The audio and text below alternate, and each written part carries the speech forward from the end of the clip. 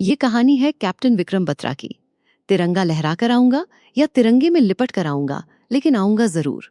ये शब्द कारगिल युद्ध के महान योद्धा और परमवीर शहीद कैप्टन विक्रम बत्रा के थे। पाकिस्तानी सेना और आतंकवादी उनके नाम से ही खौफ खाते थे। जीत के बाद एक और जीत हासिल करना ही उनका लक्ष्य था। भारतीय सेना में उन्हें शेरशाह के नाम से जाना जाता था। पाकिस्तानी सेना और आतंकवादी भी उन्हें इसी नाम से पुकारते थे। कहा जाता था कि यदि शेरशाह सामने है तो आतंकवादियों की खैर नहीं। महज 24 साल की उम्र में मातृभूमि के लिए अपने प्राण न्यौछावर करने वाले इस वीर सपूत को भारत सरकार ने मरणोपरांत परमवीर चक्र, देश के सर्वोच्च वीरता पुरस्कार से सम्मानित किया। कैप्टन विक्रम बत्रा का जन्म 9 सितंबर 1974 को हिमाचल प्रदेश के पालमपुर में हुआ था। उनके पिता का नाम गिरधारी लाल बत्रा और माता का नाम कमल कांता बत्रा था। उनके पिता बताते हैं कि वे बचपन से ही अपने बच्चों को चंद्रशेखर आजाद, भगत सिंह, महाराणा प्रताप और छत्रपति शिवाजी महाराज जैसे महान वीरों की प्रेरणादायक और देशभक्ति की कहानियां सुनाया करते थे। इन्हीं कहानियों को सुनते सुनते विक्रम बड़े हुए और बचपन में ही उनके कोमल मन पर देशभक्ति की अमिट छाप पड़ गई। कैप्टन विक्रम बत्रा की प्रारंभिक शिक्षा केंद्रीय विद्यालय पालमपुर, जो सेना की छावनी में स्थित है, से हुई। इसके बाद उन्होंने डीएवी कॉलेज चंडीगढ़ से अपनी उच्च शिक्षा पूरी की। कॉलेज के दौरान उन्होंने एनसीसी ज्वाइन की और सर्वश्रेष्ठ कैडेट चुने गए। वर्ष 1994 में उन्होंने गणतंत्र दिवस परेड में भी भाग लिया।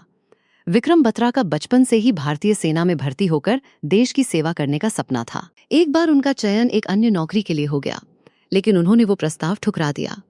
जब उनकी मां ने पूछा कि उन्होंने ऐसा क्यों किया, तो उन्होंने मुस्कुराते हुए कहा, पैसा ही सब कुछ नहीं होता, मुझे देश के लिए कुछ करना है।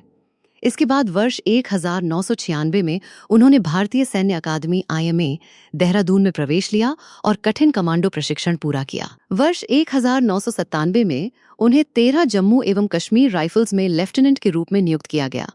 2 वर्ष बाद उन्हें पदोन्नति देकर कैप्टन बना दिया गया। कारगिल युद्ध के दौरान कैप्टन विक्रम बत्रा ने 13 जम्मू एवं कश्मीर राइफल्स का नेतृत्व किया।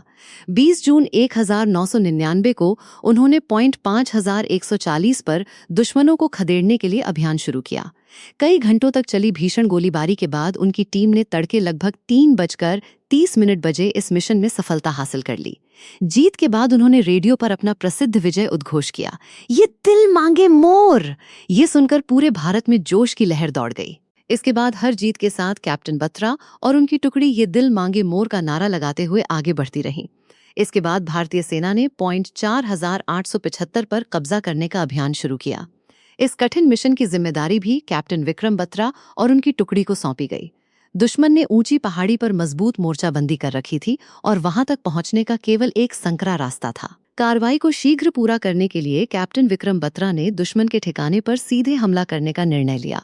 हमले का नेतृत्व करते हुए उन्होंने आमने सामने की भीषण लड़ाई में बेहद नजदीक से 5 पाकिस्तानी सैनिकों को मार गिराया। इसी दौरान उन्हें गंभीर चोटें भी लगीं। गंभीर रूप से घायल होने के बावजूद उन्होंने हार नहीं मानी। वे रेंगते हुए आगे बढ़ते रहे और अपने साथियों का उत्साह बढ़ाते हुए लगातार लड़ते रहे।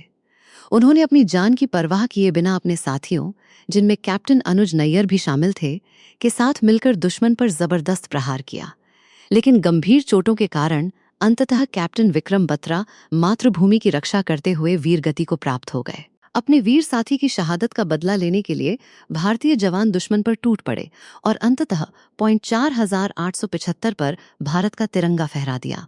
युद्ध पर जाने से पहले विक्रम बत्रा ने अपने एक मित्र से कहा था, या तो तिरंगा फहरा कर आऊंगा या तिरंगे में लिपट कर आऊंगा, लेकिन आऊंगा जरूर।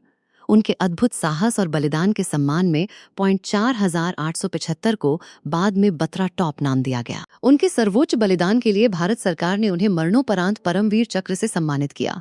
26 जुलाई 1999 को भारत ने कारगिल युद्ध में ऐतिहासिक विजय प्राप्त की, जिसे आज पूरा देश कारगिल विजय दिवस के रूप में मनाता है। ऐसे अमर शहीद कैप्टन विक्रम बत्रा को शत शत नमन। जय हिंद, जय जवान। ऐसी ही देशभक्ति, प्रेरणादायक और सच्ची कहानियां देखने के लिए हमारे चैनल A to Z कहानी से जुड़े रहें। वीडियो पसंद आए तो लाइक करें, शेयर करें और A to Z कहानी को सब्सक्राइब करना बिल्कुल न भूलें। जय हिंद।